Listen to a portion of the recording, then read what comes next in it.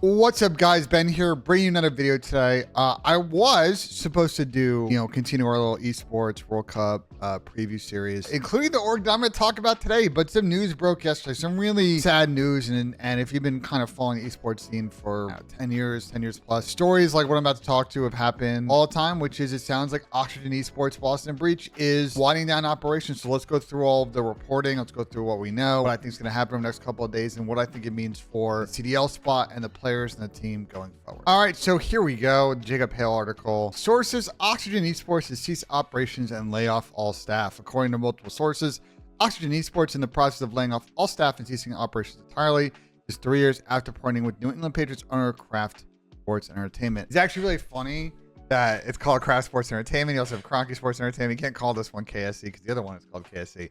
Anyway, Oxygen existed prior to the whole Boston Breach thing, but their kind of rise and sort of the step up in level of capital investment really didn't kick up until they merged with Kraft's kind of esports entity. They were involved in Overwatch League for a while, but they were really successful, and they kind of clean house, merged with Oxygen, and then kind of started a further sort of expansion into other esports outside of COD, which I got into after the rumored Washington team fell apart, and then obviously the Overwatch team they were running at the time. According to Jacob Hale's reporting, players from the Boston Breach have been told they will lose access to the Helix facility and be out of their apartments by August 8th, aka today. I'm recording this on the 8th. So they have told the players and staff who have a tournament that they are leaving for on Monday that they have to be out of their facility and their apartments on 1 day's notice. First off, I don't know how that's allowed.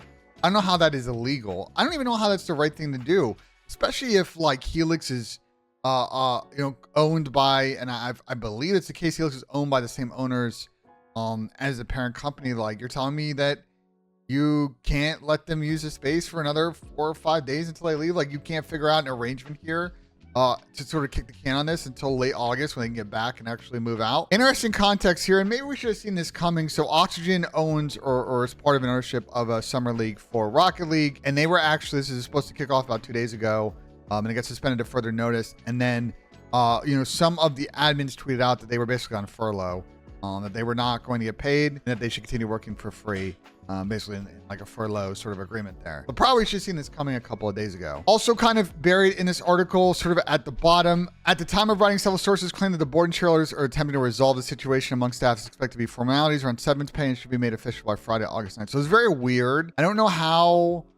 I was talking to, someone who's an executive in the esports world, and we were both very confused at how they kind of notified people involved with the org, but they don't really have a plan that's been approved by the board and the shareholders yet. I don't know. This is a weird one. I don't know if maybe this is kind of leaked. The Boston camp is very leaky in general. I don't know if this kind of leaked out because conversations were starting to happen and trickle down. Just doesn't seem like this was kind of notification handled correctly. And it doesn't seem like they have their firm kind of wind down or downsizing plan yet approved by their board. There's a couple of interesting tweets. One from Martin Ohms over at Gamers Outreach that seems like the staff is on furlough and that the board is not yet met, kind of backing up what's right at the bottom of the Surtur article. Then you have Kevin here also kind of backing up, Kevin, who's been around for a long time in esports reporting. So basically, it seems like the situation with the Oxygen Esports entities, it doesn't seem like there's a 100% confirmed board-approved, shareholder-approved plan on what's going to happen here, right? Like, are they 100% winding down everything? They're going to sell the CDL spot, and then kind of it's going to be a whole gradual process over the next quarter or two? Are they mega downsizing and maybe keeping a team?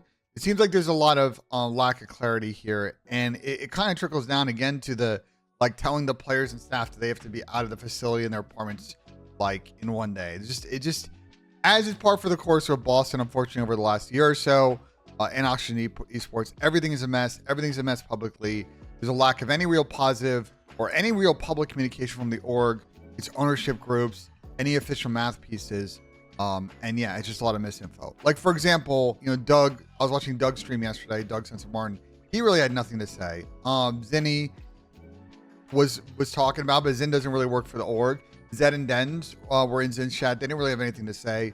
And I don't really blame any one of those 4 guys because they're not really part of management, but management, ownership really haven't said anything through all of these situations with the org. Look, the sad thing is this isn't the first time this has happened in esports, and the sad thing is this isn't the first time it's happened with a CDL team, if you all remember last year with Cronky Sports Entertainment wanting down the LAG spot. And I think it's the same kind of situation here. I think there's questions an expectation now that they're probably going to get out of Call of Duty. You know, I got to tip Boston for their contributions over the years to the Call of Duty scene, especially in challengers at different levels of supporting LAN activity at Helix, supporting a challengers team, running challengers events at their 2 majors that they've ran.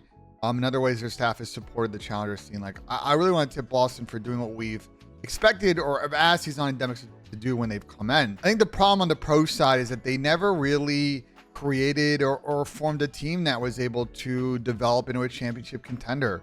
I think the Zin team probably got the closest, but they were never a real force in Vanguard. And they've had a lot of quality players come through, a lot of quality submachine gun players especially, but a lot of the players that they developed either moved on or were still with the org never really turned out to be superstar players. They never found this next Simp, they never found this next Abizi. Snoopy was kind of their next big prospect, and he was still really heavily developing this season.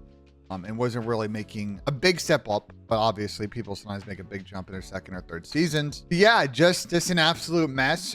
It seems like from what I know that Boston Breach is still going to contend to EWC because EWC is paying for all the travel and all that stuff. So the funding for that is still kind of there. I don't know as far as the team making a statement with what jerseys they're going to wear or something like that. I don't know. But after that, TBD what's going to happen with that squad, right? Because you've got a very promising kind of opportunity for players like Cammy and Big Wake who were looking to get back in the CDL. Now it seems like, even if they play well on this Boston team, they get, say, top 4.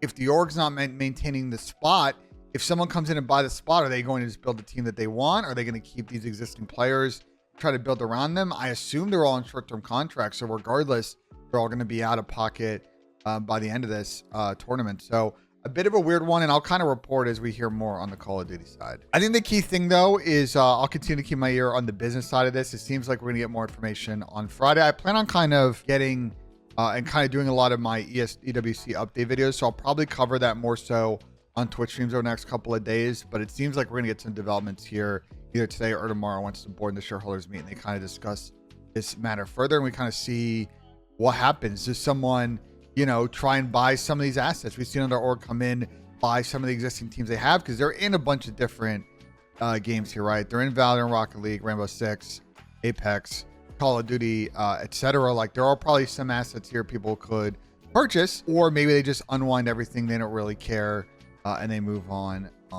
And someone's going to buy stuff for pennies on the dollar to try and fill certain requirements. So yeah, we'll keep you guys posted on that. Let me know in the comments what you guys think of this whole situation. It's really sad, and I feel for all the players and the staff. It just seems like a mess, and just like with everything in Oxygen over the last 16 months, nothing seems like it's been kind of run with a steady or a firm hand with any kind of real backing from ownership or management to really make these decisions that can be executed with precision. Everything is just a messy in the public. So let me know in the comments what you guys think. Like if you enjoyed, subscribe for more. And as always, guys, we'll see you on the next one.